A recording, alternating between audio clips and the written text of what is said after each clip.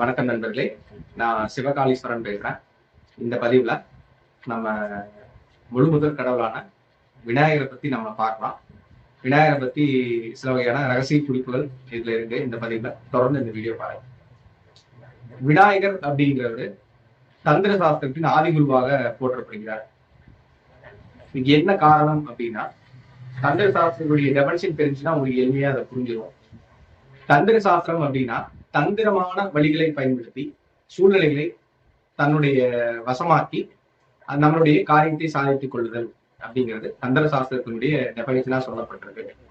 அந்த அடிப்படையில இந்த விநாயகர் தான் வந்து பாத்தீங்கன்னா முதல்ல ஒரு தந்திரமான வழியை பயன்படுத்தி ஒரு காரியத்தை செஞ்சு சாதிச்சிருக்காரு. இந்த கதை உங்களுக்கு தெரியும், இருந்தாலும் நான் இந்த கதையில சொல்றேன், இந்த பதிவுல சொல்றேன், நீங்க தெரிஞ்சுக்கோ.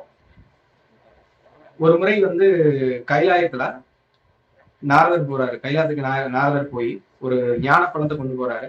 அங்க போயிட்டு அதை வந்து சிவபெருமான்கிட்ட கொடுத்துடுறாரு. 2 கொடுத்துருந்தா இந்த கதை வந்திருக்காரு, இந்த பிரச்சனை இருந்திருக்காரு. அவர் கொடுத்தது ஒண்ணுதான். அந்த ஒரு பழத்தை வச்சுட்டு இந்த பழத்தை வந்து நான் உங்களுக்காக கொடுக்குறேன், உங்க பிள்ளைகள்ல யார் சிறந்தவங்களோ அதுல வந்து நீங்க அந்த பழத்தை நீங்க கொடுத்துருங்க அப்படின்னு சொல்லி நாரதர் வந்து சிவன்கிட்ட சொல்லியிருக்காங்க. அது சிவன் வந்து என்ன இப்படி ஒரு புதிர் போட்டு அது நீயே வந்து ஒரு போட்டி வை அப்படின்னு சொல்லிட்டாரு. அப்போ நாரதர் வந்து என்ன சொல்றாரு அப்படின்னா, எந்த ஒரு இந்த உலகத்தை சுத்தி வாங்க யார் முதல்ல வர்றாங்களோ அவங்க வந்து இந்த பழத்தை சாப்பிட்டுக்கலாம் அப்படின்னு சொல்லி சொல்லிட்டாங்க. அந்த அடிப்படையில இந்த முருகன் வந்து மயில் மேல கிளம்பி அவர் வந்து உலகத்தை சுத்த போயிட்டாரு. இவர் வந்து விநாயகர் வந்து எளிதானே, அதனால அவர் போக முடியாது இல்லையா, அதுக்கு வந்து ஒரு தந்திரமான ஒரு உபாயத்தை பயன்படுத்துறாரு. அதற்கு என்ன காரணம் அப்படின்னா, அம்மையப்பன் என்றால் என்ன, உலகம் என்றால் என்ன அப்படின்னு சொல்லி நம்மளுடைய எல்லாத்துக்கும் கேட்கிறாங்க, ஒரு சபையில கேட்கிறாங்க. நாரதர் வந்து ஆமா அப்படின்னா, அம்மையப்பனை நான் சுத்தி வந்து பழத்தை வாங்கிக்கிறேன் அப்படிங்கிற மாதிரி அவர் வந்து சொல்லி அவங்க அம்மா சிவனையும் பார்வதியும் சுத்தி வந்து அந்த ஞான பழத்தை வாங்கிடுறாரு. இவர் கொஞ்ச நேரம் கழிச்சு முருகன் வர்றாரு. முருகன் வந்ததுக்கு அப்புறமா பார்த்தா நான் விநாயகர் வந்து ஞான பழத்தை கையில் வச்சிருக்காரு. என்ன அப்படின்னு கேட்கிறாரு. இந்த மாதிரி அம்மையப்பன் என்றால் என்ன, உலகம் என்றால் என்னன்னு கேட்டுட்டு தந்திரமான வழியை பயன்படுத்தி இந்த மாதிரி பழத்தை வாங்கிட்டாரு அப்படின்னு சொல்லிட்டாங்க. நாங்களும் மறுபடியும் சொல்லல அப்படின்ட்டாங்க. உடனே அவர் கோவிச்சுட்டு வந்து போறாங்க. பழனி மலைக்கு வந்தாரு அப்படிங்கிற மாதிரி எல்லாம் சொல்லியிருக்கு. அப்போ அவருக்கு வந்து ஞானப்பழம் வேணும், அதுக்கு ஒரு தந்திரமான வழியை வந்து அவர் வந்து உபாயமா கையாளுறாரு. அந்த சூழ்நிலையை தன்னுடையதாக்கி கொள்வதற்காக ஒரு கிரியேட் பண்றது, ஒரு பாதை வழிவகுக்கிற மாதிரி இந்த தந்திர சாஸ்திரத்துடைய முதல்ல பயன்படுத்தினது விநாயகர் தான். அந்த அடிப்படையில தந்திர சாஸ்திரத்தின் ஆதிகுருவாக சொல்லப்படுகிறார் அப்படிங்கிறத இந்த பதிவுல பதிகிறார்.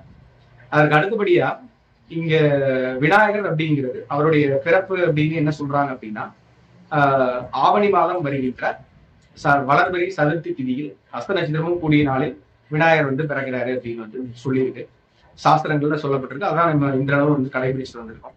அந்த அடிப்படையில இந்த அஸ்த நட்சத்திரம் அப்படிங்கிறது கன்னிராசியில வரக்கூடிய ஒரு முழுமையான நட்சத்திரம் அப்படின்னு சொல்றாங்க.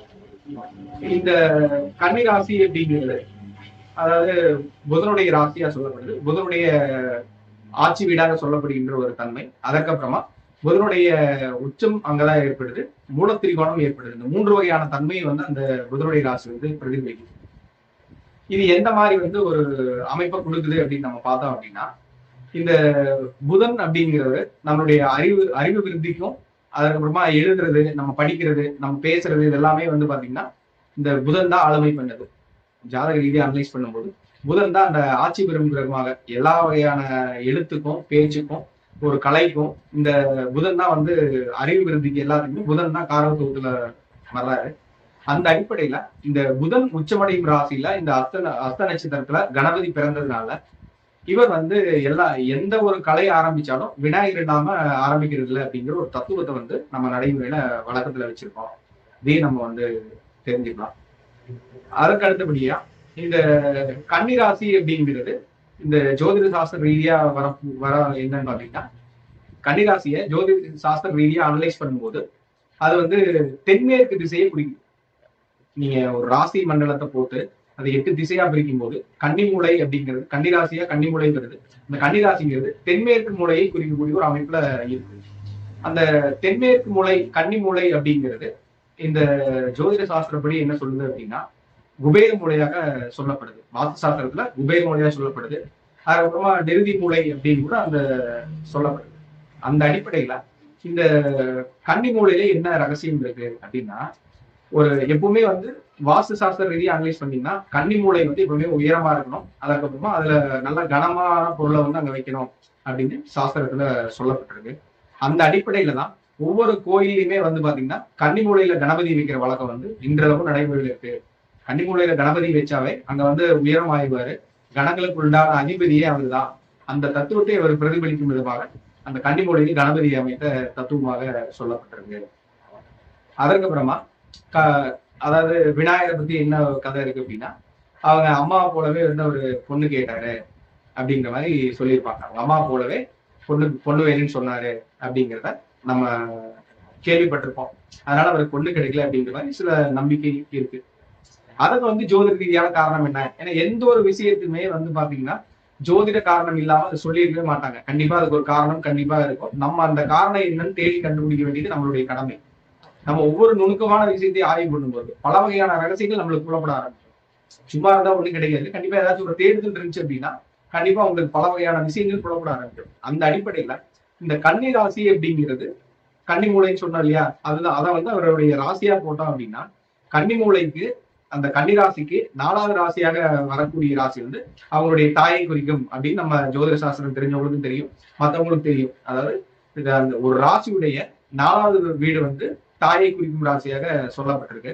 அந்த அடிப்படையில இந்த கன்னிராசியை குறிக்கக்கூடிய கன்னிராசி அதுக்கு 4வது ராசியை குறிக்கக்கூடியது தனுசு ராசியா வருது.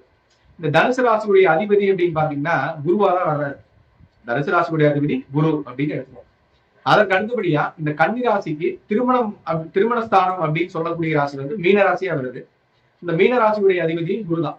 அப்போ இந்த 4வது ராசியாகவும் கன்னி ராசிக்கு அம்மா ஸ்தானமாவும் 4ஆம் பாவம் தான் வருது. குரு தான் வர்றாரு. 7வது பாவமாகவும் குரு தான் வர்றாரு. அப்போ 2 விதமான தன்மைகளை அவர் வந்து பிரதிபலிக்கிறதுனால அவங்க அம்மா போலவே பொண்ணு கேட்டாரு. 2மே குரு தான். அதனால இவங்க அம்மா போலவே பொண்ணு கேட்டிருக்காரு அப்படிங்கிறத நம்ம வந்து புலப்படுத்திக்கலாம். அப்ப இது வந்து உண்மை அப்படின்னு சொல்லி நம்ம புலப்படுத்திக்கலாம். அதற்கு அடுத்தபடியா அவருடைய ஜாதகத்தை நம்ம எடுத்து ஆய்வு பண்ணும்போது அவருடைய வந்து விருச்சிக லக்னத்துல அவர் வந்து பிறந்திருக்காரு அப்படின்னு சொல்லப்பட்டிருக்கு. அவருடைய விருச்சிக லக்னத்துல இருந்து 4ஆம் பாவம் அப்படின்னா கும்பம் வருது. கும்பத்துடைய அதிபதி வந்து சனி வருது. கும்பத்துடைய அதிபதி சனி. அந்த சனி வந்து பாத்தீங்கன்னா அவருடைய ஜனன ஜாதகத்துல 7ஆம் இடத்துல இருக்காரு. அப்போ 4ஆம் அதிபதிங்கிறவரும் சனிதான். அவர் வந்து 7ஆம் இடத்துல இருக்காரு. அப்போ ஒரு வீட்டுக்குடிங்கிறது அந்த வீட்டுல இருந்துச்சு அப்படின்னா அதே மாதிரி கேட்பாங்க அப்படிங்கிற ஒரு விதி இருக்கு.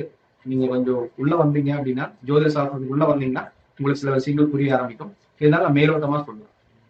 அப்போ 4ஆம் அதிபதி வந்து 7ஆம் இடத்துல இருக்காரு. அதனால அவங்க அம்மா போல பொண்ணு கேட்கிறாரு அப்படிங்கறத நம்ம இது வந்து புலப்படுறோம்.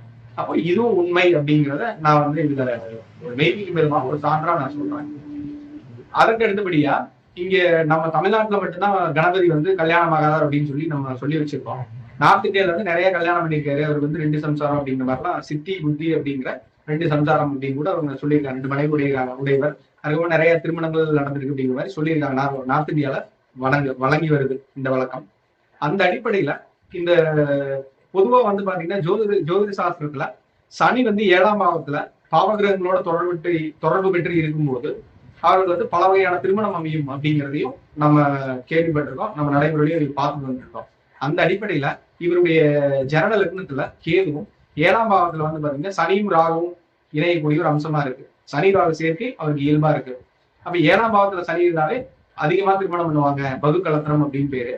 அந்த அடிப்படையிலையும் இந்த விநாயகர் வந்து அதிகமான திருமணம் பண்ணியிருக்காரு அப்படிங்கிற தத்துவத்தையும் நம்ம உணர்ந்துக்கலாம். ஏன்னா நம்ம ஒரு ஜோதிட சாஸ்திரத்துல வந்து பாத்தீங்கன்னா ஒரு விஷயத்தை நீங்க விவரிக்கணும், ஒரு விஷயத்த வந்து நீங்க ஒரு ஆதாரம் தேடணும் அப்படின்னா இந்த மாதிரியாக செய்திகள்ல கூட புராண இதிகாசங்கள்ல கூட சில வகையான ரகசியங்கள் வந்து அது ஒளிஞ்சிருக்கும். இது நீங்க உள்ளார்ந்து பாத்தீங்க அப்படின்னா கண்டிப்பா புரியும், உங்களுக்கும் புரியும். தொடர்ந்து நீங்க பாருங்க. இந்த மாதிரி பல வகையான ஜோதிடம் சார்ந்த ஆன்மீகம் சார்ந்த சில சுவாரஸ்யமான தகவல்களை தெரிஞ்சுக்கிறதுக்கு நீங்க தொடர்ந்து எனக்கு ஆதரவு கொடுங்க. நன்றி, வணக்கம்.